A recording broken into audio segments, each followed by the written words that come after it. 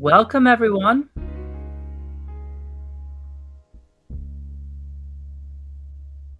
Hey, Jay. How's it going, Bestie? It's good. How are you doing? Good, good. It's nice to find some rest in the season, even when things are busy, and it's beautiful to be together. It's hard to work on better things than dignity. No, it's dignity is a beautiful, beautiful subject. You know, I love the jazz feeding into it. It's very connected. that's Nora. Really? Yeah, she lets us use it. Yeah, I think dignity really is supported by some jazz. Yeah, right. It's jazz is a kind of dignity. And yeah, absolutely. The expression and how connected it is to the artist, the group, the room, the way a lot of jazz groups can control a room. And I love it. That definitely evokes reflection. And maybe if we reflect long enough, we do realize that everybody and ourselves, dignity is very, very present. It's, I think the more we reflect and the more we listen to each other and the more we listen to the really powerful artistic influences in our lives, there is a dignity power in that. Absolutely. Absolutely. And in so many forms, and our words, our writings, our expression as family, how we treat each other, how in whatever moments, in the difficulties of the world, the way we can really still choose each other and be there for each other and support the support that we all need, and even have some fun along the way, in the face of such difficult circumstances. And centering dignity really, I think, keeps it grounded, and people know we mean business in the best way. It really, I have to say that like dignity has been an essential element, as Don Hicks would say, in resolving conflict, and um, it's there's been a number of conflicts recently that there's one I mediated on recently, um, Mm. for welcome. If you're in the audience watching right now, feel free to say hello in the chat. And we love to engage with folks.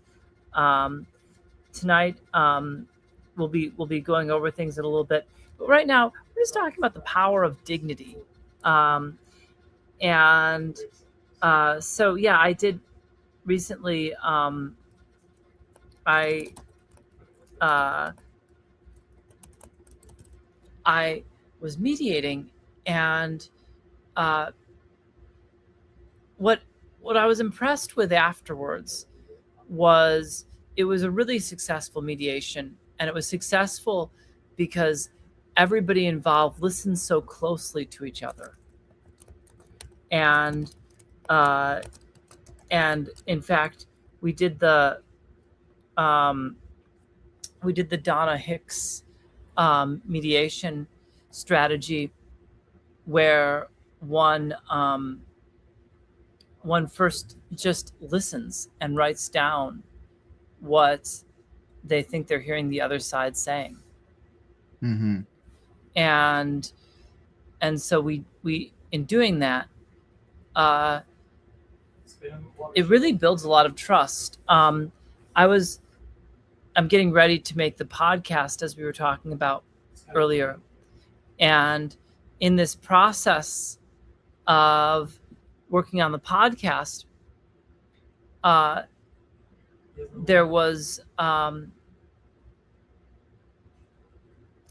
a sense of like I'm trying to remember exactly what I was thinking about with this. I've lost my train of thought, Jay. For the with the the podcast and what you were saying before as well with the dignity mediation, the with Donna Hicks, the model. Yeah, yeah. Oh, well, yeah, I guess I was just really impressed by the fact that um this is what it was. It was in the podcast I was talking about um when we do our dignity facilitation in defeating fascism with dignity, when we do the facilitation stuff of that, uh, we first observe each other and listen and say what we notice. And what I find about that noticing, uh, is that because everybody's sharing what they notice, they're reflecting back what other people are saying, and we're making sure as a group we understand it. There's a deep kind of trust that comes from that. And I actually wrote this down. I wrote down which elements of dignity were involved in that. So I said that the elements of dignity involved are recognition, acknowledgement, inclusion, independence, fairness, and benefit of the doubt.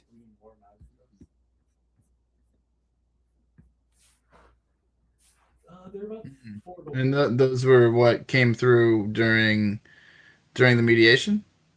Well, like you think about, I'm sorry, I should give more context. When you think about like when we're doing theater of dignity and we say, what do you notice? Just from that, you're engaging all those elements of dignity. Just from sharing what you notice, you're already Absolutely, engaging that much dignity. You're already engaging almost more than half the elements of dignity. it's And incredible. It's and incredible. so It's yeah. I think it's kind of jarring. Oh, sorry, I don't want to.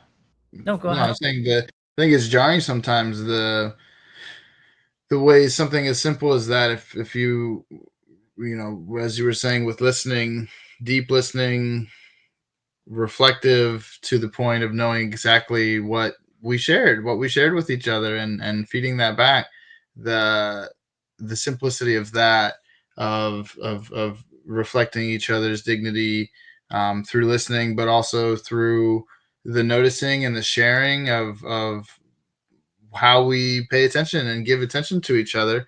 It is not the most frequent thing that we see in the world, or I even refrain from framing it this way, but we have time for.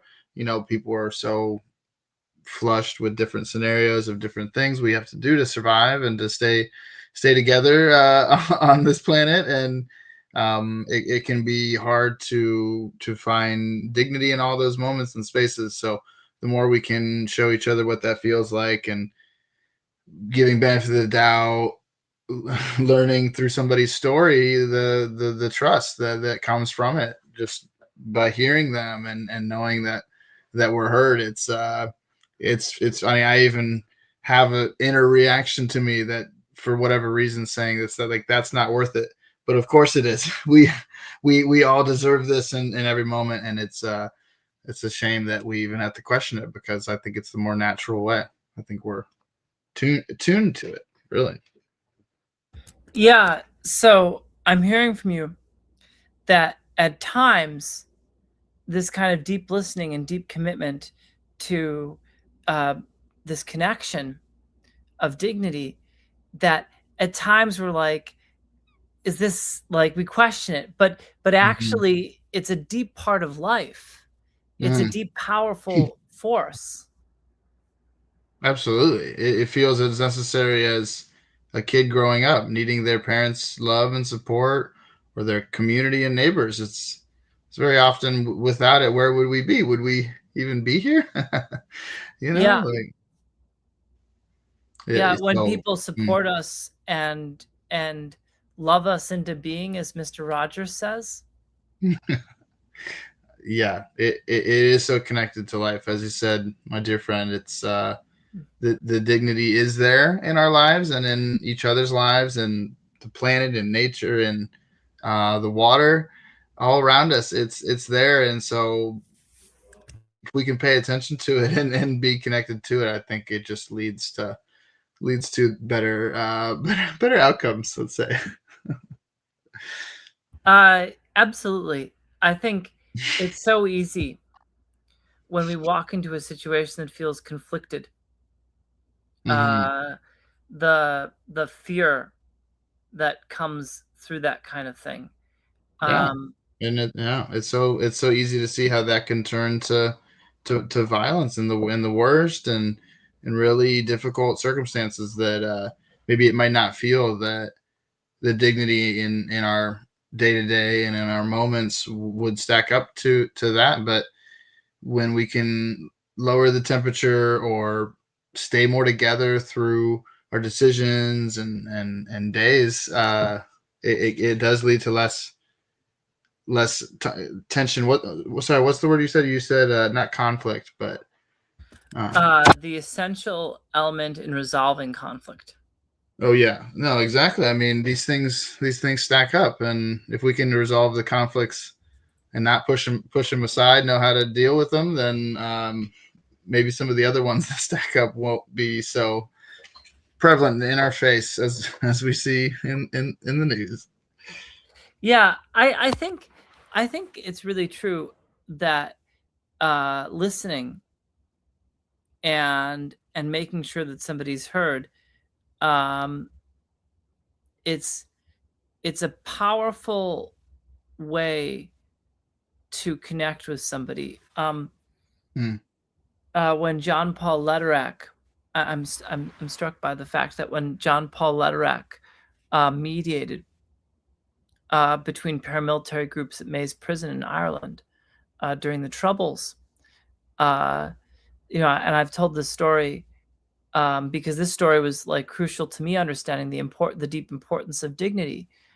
Hearing him tell it in interviews and in his books, that uh, that while one of the two of the people, one of them was somebody who was from a paramilitary group that had done atrocious violence at a funeral to the person who was sitting across from them at the same table, and the person across from them uh, just patiently listened and worked with them, and and and even despite the fact that the person was totally unrepentant and completely committed and in belief of what had happened, and Lederach said, like with just kind of awe, "How did you do this? Like Hmm. this is amazing. Like you were able to work with it." And uh, I reread it another time. It's written down in a number of places, but something struck me about it that I hadn't thought about a whole lot before. He said, "You can't ask somebody else to give you what you yourself are not willing to give them." Wow. Can you say that? Can you say that again? Yeah, you can't expect of somebody else to give you, and this is about dignity, right? You can't expect somebody Oh else yeah. to offer you dignity uh, without being willing to offer it yourself. You know, and I feel like there's so many impulses to try to question, even question that or say like, oh no, there's we can just give advice without needing to be receptive or this kind of thing. But it's hard to argue or to counteract the fact that if you were willing to give something from yourself in the same way you're asking for something, you're challenging in others what you want to challenge in yourself.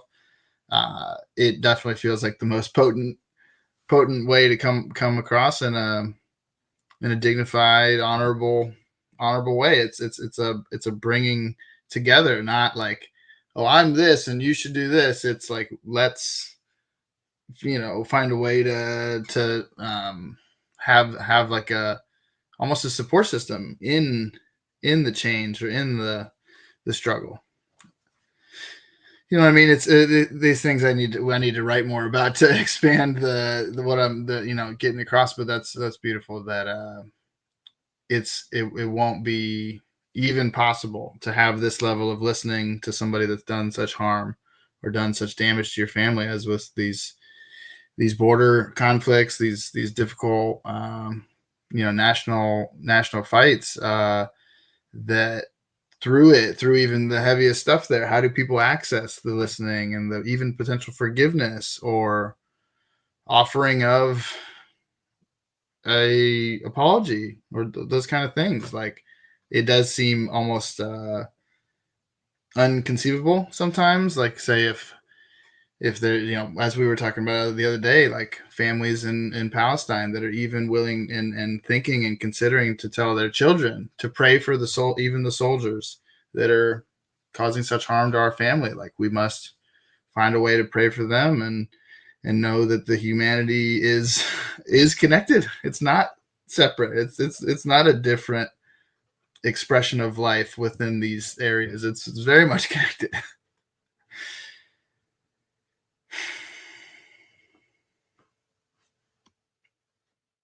Are you muted, Bessie, or did I my... am. I am. It's essential in resolving conflict. That kind of thank you. That kind of like generosity and benefit of the doubt.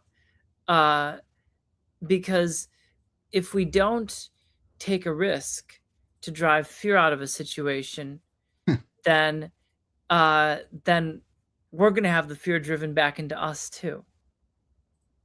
Yeah, it's it's these stories of life I've really appreciated. Is John Paul Lederach connected with Dr. Hicks at all? Yeah. Okay. They both.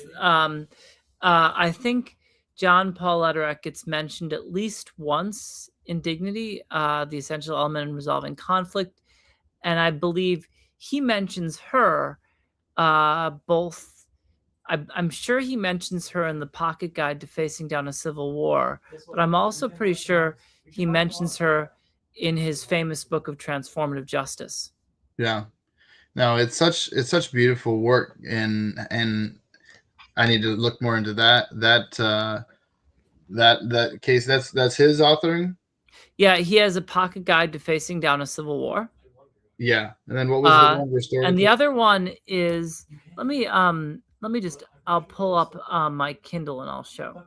Hold Because on. like these things happen, like say within Ireland and then the nearby lands, or in West Asia, different places. Like these interactions happen where families and different neighbors have like really dignified moments, but it is so powerful to, like, when there's that, like, kind of a conflict mediation, like, force there with John Paul Lederach, Dr. Hicks, like Desmond Tutu. I'm so grateful. I'm so grateful that they put such research and study behind these interactions, because it does feel so connected to the ways humans can understand each other and work together. Are you muted? I feel so blessed. Thank you. That that like we don't have to reinvent all this stuff, because honestly, when I first got into transformative justice, I had no idea, or restorative justice, excuse me. I had no idea that this stuff was as hard as it is, as challenging as it is. Um, Yeah. Mm-hmm. like it's it's not it's not easy trying to do something about conflict. Hold on, I'm trying to get the tab we need here. Stand by. But Yeah. Well, I imagine, it's and there's, I challenging. mean, Oh no, yeah, it's go so ahead. challenging, and I imagine you maybe we've even talked about this, family, that when this challenge has presented itself, sometimes it feels like resolving conflict, choosing love, and finding ways to counter hate. These things, people, you already hear in the background people that saying, like, oh, kumbaya, like this kind of different stuff. We've been set up to, like, even have a question of if that's realistic, if we can expect rainbows and different things. It's like, my friend, rainbows are in the world.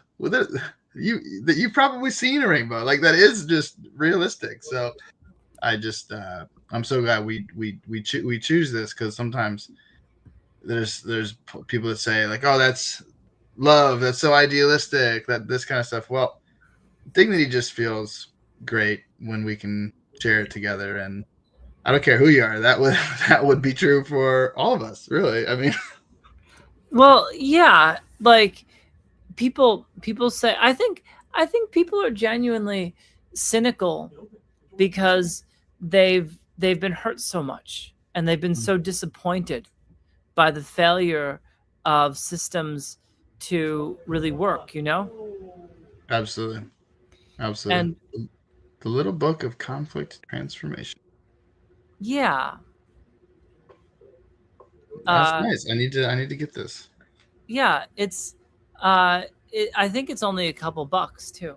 Um, Wonderful. and it's a classic in the field. Um, and uh, it's really a great book. Like, Conflict and change. That was one yeah, of the chapters. let's see. There's, yeah, conflict and change. Lenses of conflict transformation. Maybe we could read this gray box. Yeah, we could. Let's read it. Would you like to Uh, start? yeah, I'll read the first couple lines. Okay. Conflict impacts us personally, relationally. Structurally, culturally. Mm, And then it says down below, we can also think about these changes in response to two questions. What changes are occurring as a result of conflict? For example, what are the patterns and the effects of this conflict? What kinds of changes do we seek? To answer the second question, we need to ask what our values and intentions may be. And then, and that's so true. yeah, I mean, it feels so nice, because it's just, I love how there's this connection towards, change is inevitable. People say it in different ways all the time, and conflict is inevitable too.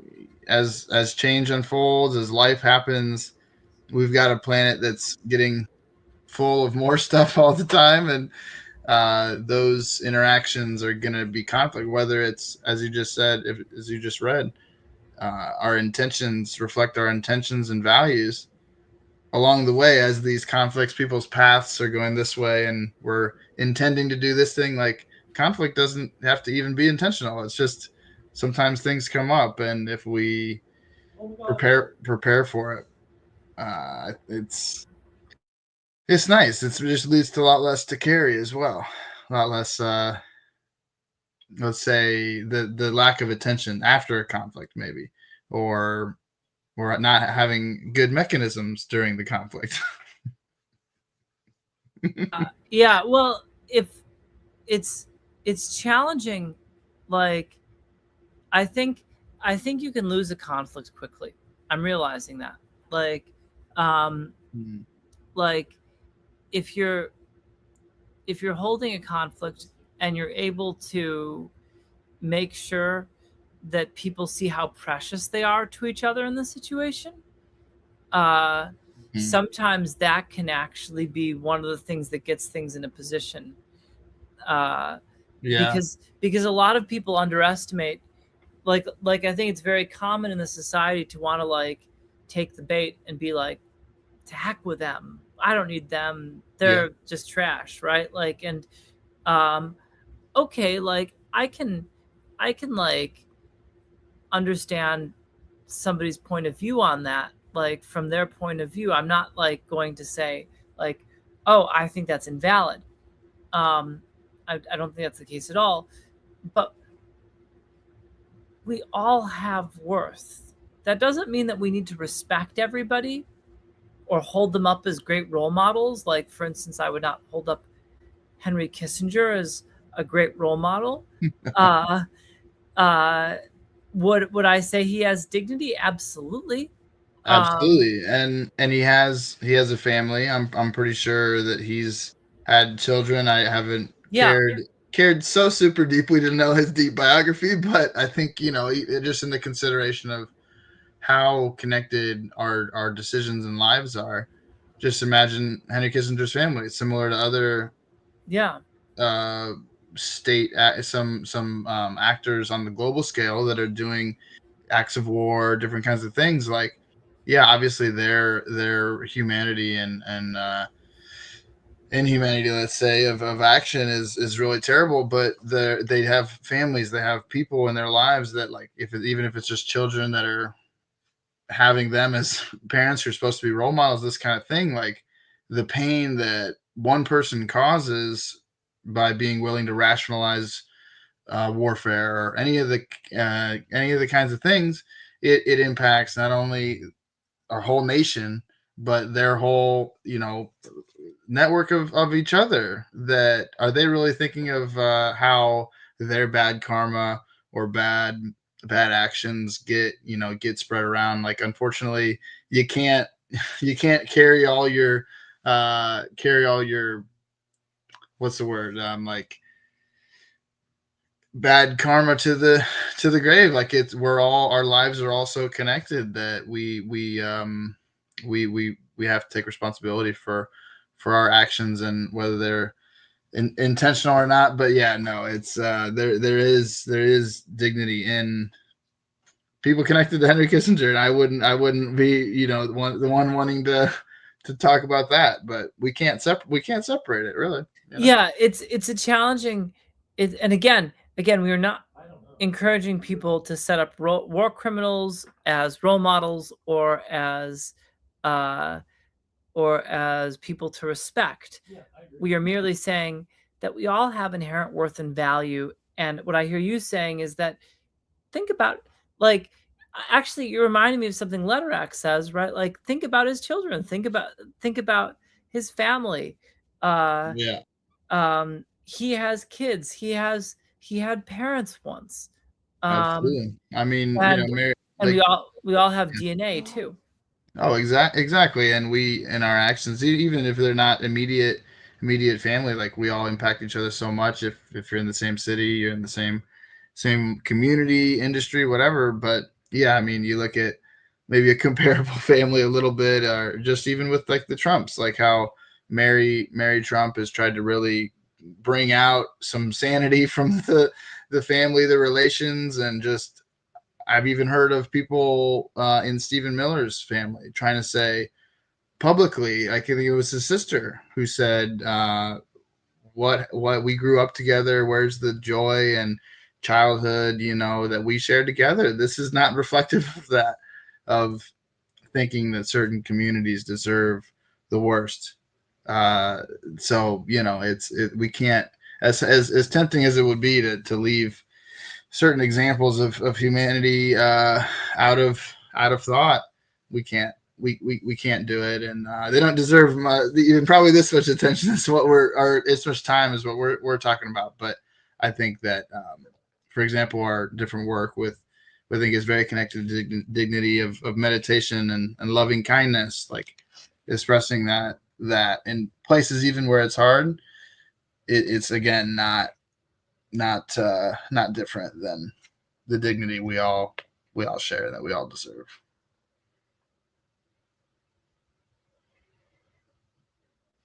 Oh, yeah. It's like, where thank you. It's like, where does dignity where does one subject of dignity start and where does another one start? Oh, hey Kristen, welcome. Hi, Kristen. Yeah, feel free in the chat to join the conversation. And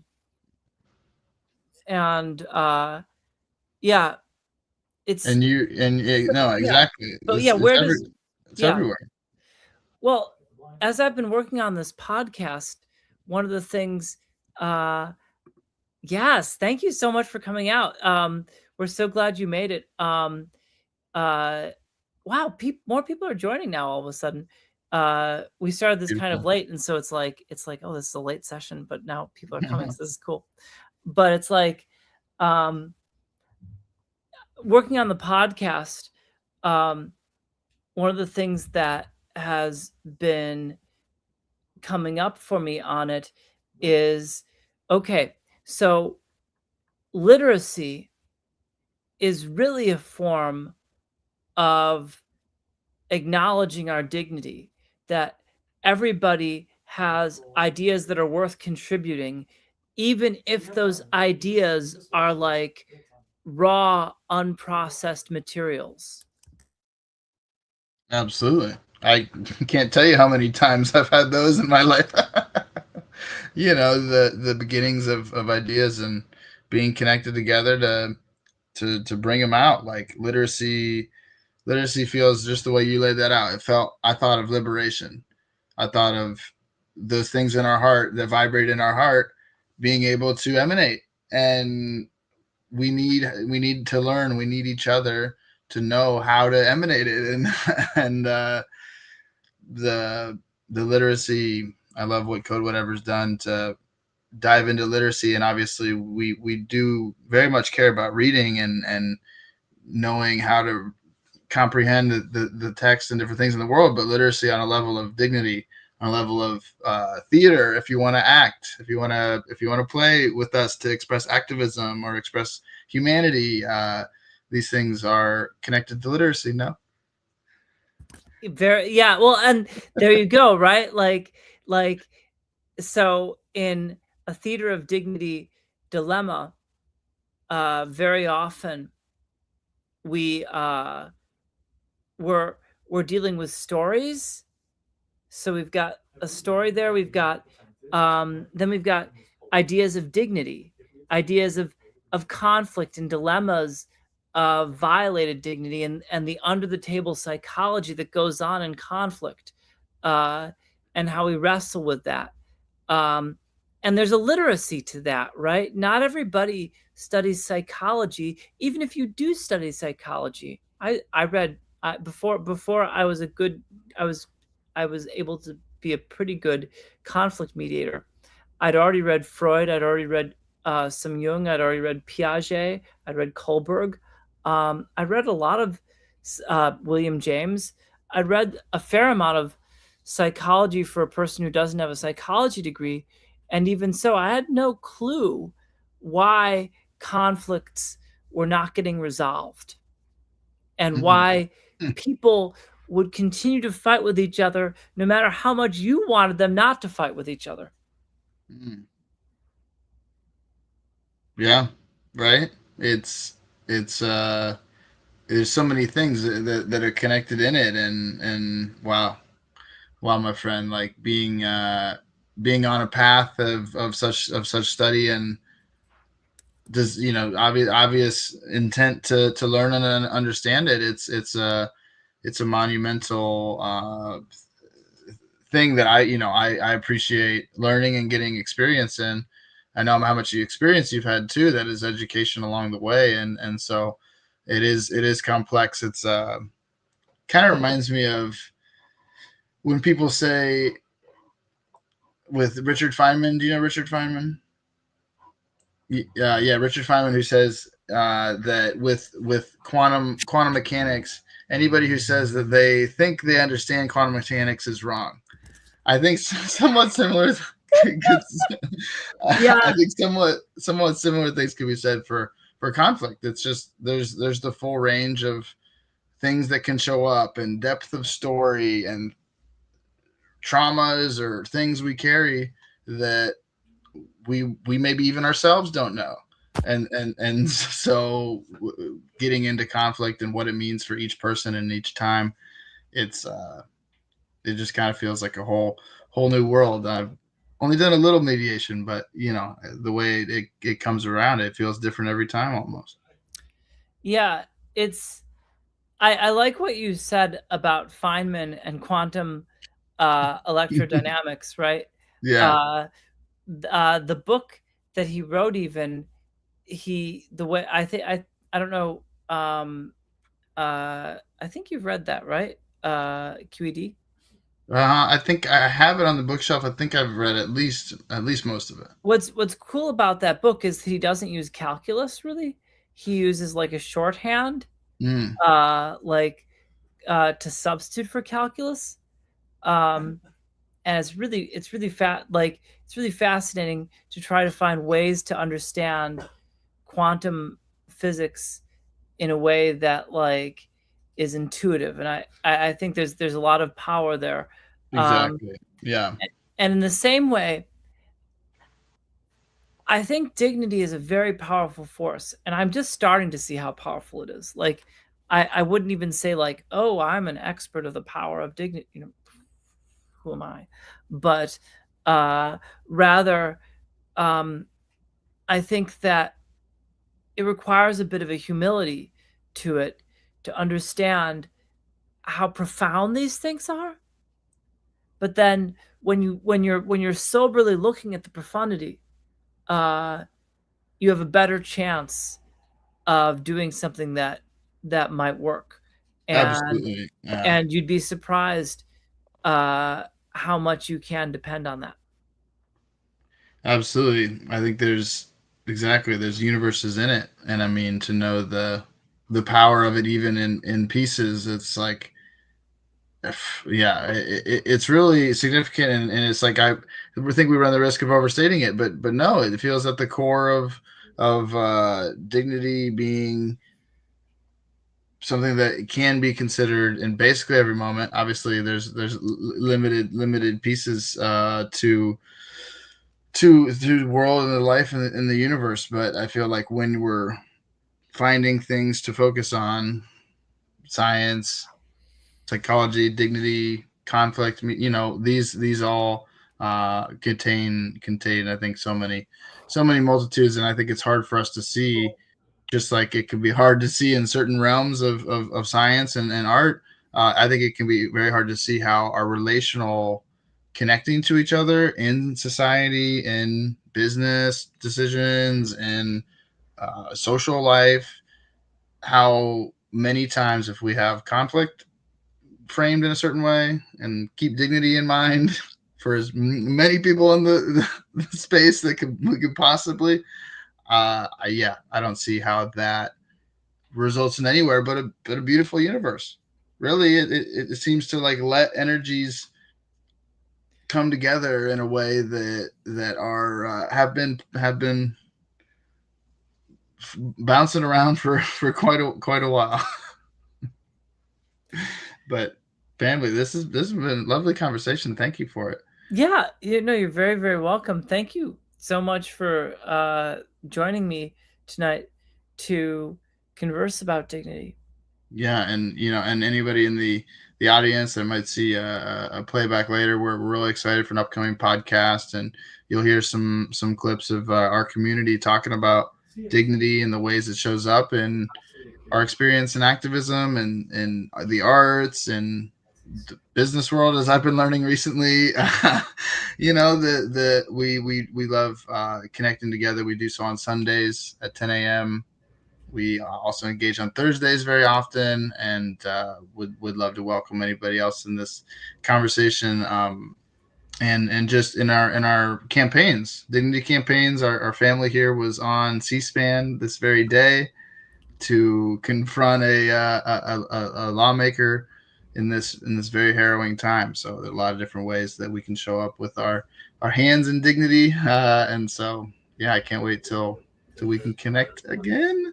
Yeah, this Saturday we're going to be doing a new Theater of Dignity scenario.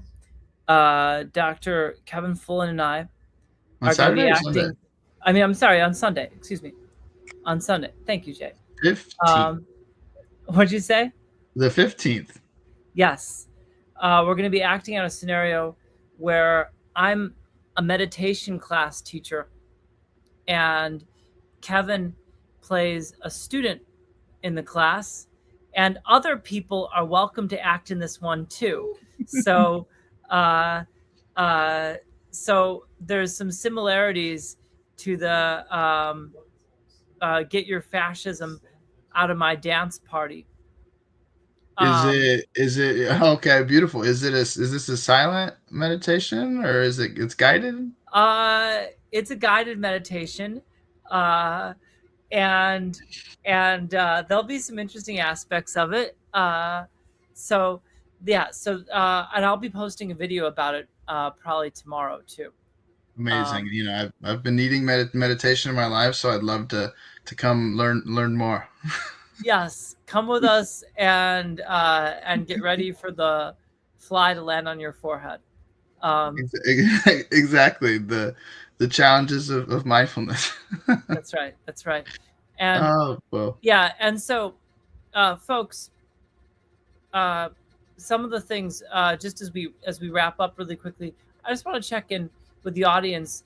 Is there anything here for folks in the audience that you came for tonight that you haven't gotten that you hope for? That's one question uh, that I want to just ask here. And then the other dimension. So yeah, in the chat, if anybody has something that you're hoping for to get out of tonight, like if you were like sore at us that we didn't do a dignity dilemma tonight, don't worry, we can still do one potentially, but you have to ask. Um, and uh, and then just another thing, which is that we're going to be deepening some of the campaigns that we've been starting uh, and asking a question of, as a community that is involved in human rights, what do we want to do about this massive force that is militarized, that is in our streets, that is making life unsafe for so many people? What do we want to do about that? Um, and as a human rights organization, and so we're going to be asking that question in the coming weeks. We've been hosting uh, sessions where people can sit and talk about human rights stuff, and we're going to have more of those. We've been hosting them on Thursdays, but we think we might be able to find a better day for that. So what we're going to do is we're going to put something out that gives us a chance to find when the best time for that is, and we'll also be doing it on the live stream as well, more and more.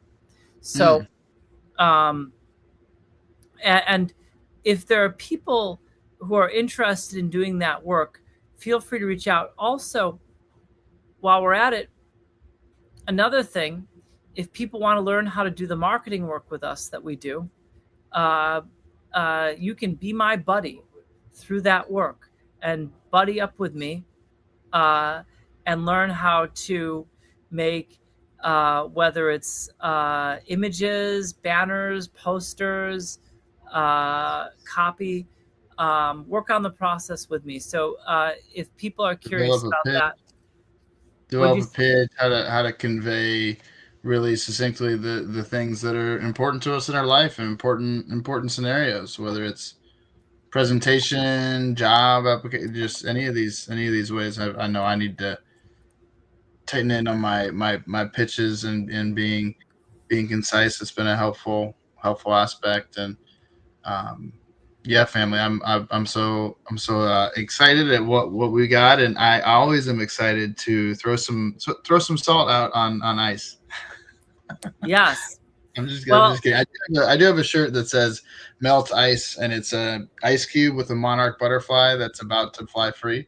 yeah. Uh, so you know, I think yeah, what we can do together and how we can be creative together to center our community, being there for each other, and I think Minneapolis, people around the country are showing us how to stay together and rise above the type of action we're seeing out there. So I think the ideas, the creativity, the support, the campaigns that we can go that we can go on from here and go in the short term and long. We need them all. So hmm it all is really it all matters a lot, and there's a lot at stake right now, and we have to talk to each other about that. We have to think about what we want to do. So we'll be exploring that more and more in the coming weeks, uh, and uh, and yeah, and so we've got a podcast coming out soon. So there's a lot going on right now. Uh, and if you want to do marketing stuff with me, just email me ba@codewhatever.us, uh, because I'm always doing this stuff and having people to work on it with me side by side. Uh, Not only will you see how I do it, but then you'll be able to do it yourself, and do it with us and do it for us. So, um, so that's an opportunity for folks to learn and Hope develop we skills. I hope we get some more. I hope we get some more jazz on the podcast. Yeah, and so yeah, so we'll be doing this work, and you know we do a lot of stuff around here. There's a lot of research that goes on here, and so the podcast, not just the podcast and this live stream are great ways in which we can start engraving this work. And I think that's all the stuff I've got for tonight. Do you have anything else, Jay? No, I think it's been beautiful, beautiful time together. Yeah, no, I'm honored to get the night for such a beautiful topic. It's brought some amazing angles on the gem that we bring into various spaces of dignity, and how it can bring joy and counter a lot. Yeah, it's such a blessing, Jay, having you here as a guest and as a co-host, really, and and working on this together. You've been such a stalwart contributor in the live stream, and it's good to have it back. And now we're figuring out exactly how to balance it. So as we go forward, we're talking about possibly doing the live stream on Tuesdays. We think Solidarity Tuesdays, and we'll be talking more about this as we go on. Yes. So thank you so much, everyone, for coming out. Thank you, Jay. This has been lovely. Absolutely. Thank you, everybody. Free them all. Thanks, everybody. Free them all. Love you all. Take care. Have a great night. Peace. Peace.